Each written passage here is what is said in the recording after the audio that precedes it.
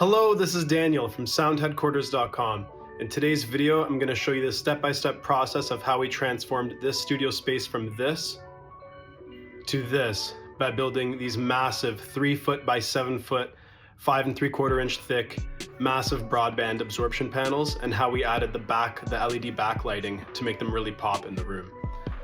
The first step of this studio transformation is actually the ceiling installation. So go ahead and skip towards the about 2.5 minute mark if you guys just want to see the panel construction. But the first step that we did was reinstall this client's existing clouds. So the first thing that we're doing is we're doing all of the layout on the floor with masking tape and pencil. And we're doing this so that way we don't have to do the layout on the ceiling. It's way easier if we do it on the floor, do all of our measurements at ground level, and then use the laser to shoot down to the floor and up to the ceiling of where we need to drill in our hardware. So here's the existing clouds. They already have the eye screws screwed into the back of them from a previous install. And here are the drywall anchors and drill bits that we're going to be using to drill into the ceiling and screw these anchors in. There's plenty more detailed ceiling installation videos on the channel. Feel free to check those out. Here you can see the laser has that cool function where it can shoot a dot down to the floor and up to the ceiling, and very useful for especially in taller ceiling areas to do the layout on the floor like that. So the first one's in right there. So we just drill out the ceiling, screw in the drywall anchor, and then screw another eye hook into there, and then we just have locking quick links and chain.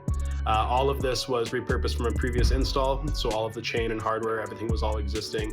We just had to reinstall it in this room. So it's a great kind of showcase of how your investment in your acoustics can follow you from room to room. So right now we're getting the mix clouds put in. We ended up doing 5 all put together right across where the desk and speakers are going to be. This is going to provide that absorption and control right above the mix position. So this is a super crucial spot in the room, and we definitely need to get that overhead control with these acoustic panels here. So now we're doing the rear side of the room, and these ones are getting more spaced out evenly just to evenly distribute the absorption in the rear half of the room. And we did 5 on the rear side as well. Now we're getting into the panel construction itself. So we're using 5/8 plywood, and I had Home Depot rip them in half just to make it more manageable for me on the table saw. So you can see we have the table saw set up to 5 3/4 inches. We're going to go ahead and get a whole bunch of rip cuts at this length and this width, so just the full 8 foot lengths, and then now we can get them cut down to size. So since we were making these panels 3 feet wide, I'm cutting and 7 feet tall, I'm cutting some lengths to 7 feet here to be my left and right sides of the panel frames, and some of them I'm cutting them to just under 1 1/4 inch under 3 feet. That way, with the width of both layers of 5/8 plywood on the outsides, it adds up to a final dimension of 3 feet wide. Now you can see that I set the table saw up to about 5 inches and 1/8.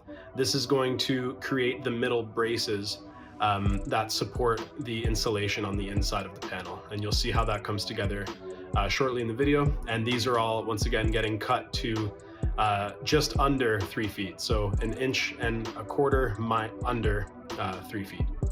And now we're setting up the table saw to 2 3/4 inches. These are gonna make up all of the rear side bracing for the whole panel frame, which you'll see how that comes together here as well. And these are also getting cut to that same 1 1/4 inch under 3 feet.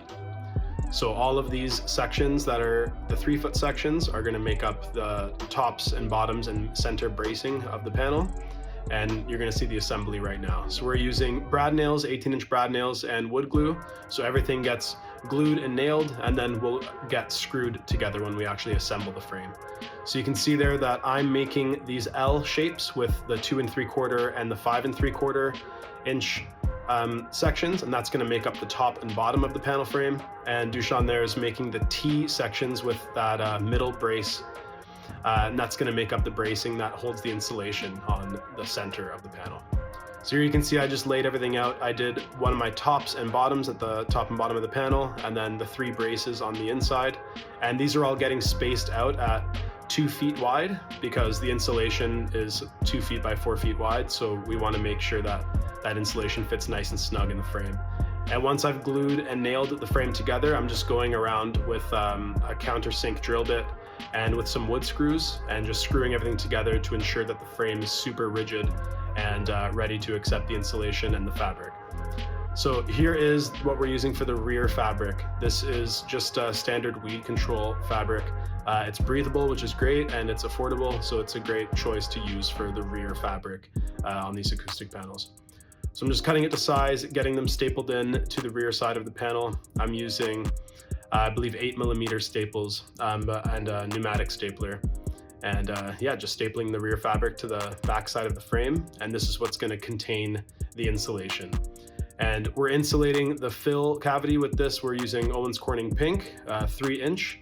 So I'm just cutting that to size, getting that into the panel frame there.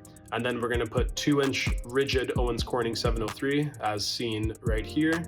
That's going to be the insulation that's on the front face of the acoustic panel. And it's nice that it has that nice rigid texture to it, sitting right beneath the fabric. You can see how it just press fits into the frame right there.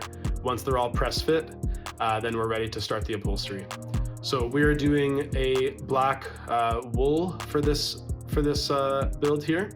And you can see I just laid it out on the floor with these panels that are larger, especially at like the 7 feet by 3 foot mark. I don't have a table or work surface large enough to do it standing, so we just decided to do it on the floor here. And there's the finished upholstered panel. There's plenty of videos on my channel that are more in depth with the upholstery process if you guys want to check that out. But this is more focused on the actual install and integration of the lights here. So this is the cleat that we're going to use to mount these panels, and we're actually going to use one of those center braces on the rear side of the panel. That way, when we actually add our lights, the actual mount of these panels isn't obstructing the shine and the glow of the lights that's going to go around the perimeter of the panels. Here I'm just doing the layout on the left side wall and making sure that I'm just equally spacing these panels, making sure it's not going to get in the way of anything or and clear that kind of center conduit line that's there. This is 2x3s, and what I'm doing right here is I'm making a frame that's about a foot shorter, and it's about 2 feet by, it's just under 2 feet by 6 feet, and that is that the outer perimeter makes up 16 feet, which is how long the LED light strips come in, right? So this frame that's made out of 2x3, this is going to create a spacer off of the wall, and it's also going to be where we wrap the LED light strip around, and it's going to be where we screw in the other side of that metal cleat, which is going to hold the panel. So I'm using my laser, making sure that I'm mounting this this frame evenly across the room here, and I'm hitting stud wherever I can on each of these frames. And now I'm just screwing in that center brace.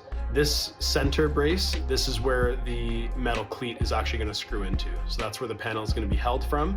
And then the outer perimeter of that frame is what's going to accept the LED light strip. So you can see I'm just drilling and screwing in that metal cleat, using my laser to make sure that all of these cleats are at the exact same height all the way around the room. That way my panel height is totally consistent all the way around the room as well. So we're just getting that screwed in, and then we'll be ready to add the light strips. So we're using we're using the Philips Hue lights for this job, and the 16-inch strips. And I'm just starting the strip at the bottom. That way when I do my cable management, which you'll see later on in the video, I can just have a nice straight shot down with the power supply and across the top of the baseboard straight to that power outlet right there. So I'm making sure that I start all of my light strips right at the bottom there, and just wrapping all the way around the panel frame, which you can see there. And then it's just as simple as mounting the panel and just making sure that all the gaps are equal. And now the only thing that's left is the cable management. I used peel and stick conduit and just hid those cables, used my laser to make sure that all of the cable management is nice and straight. Yeah, just distributing everything to that outlet right there so that all three power strips all three LED strips can get power. And this is just to make everything look nice and neat. The last final step of the studio construction here. We ended up doing 9 of these panels around the room, 3 for each wall, the left and right and rear wall. And here's a few photos of the finished studio. Really hope you guys enjoyed watching. Please like, share, comment, subscribe, all that great stuff. We got lots of really cool studio builds coming. Thank you for watching. Peace out.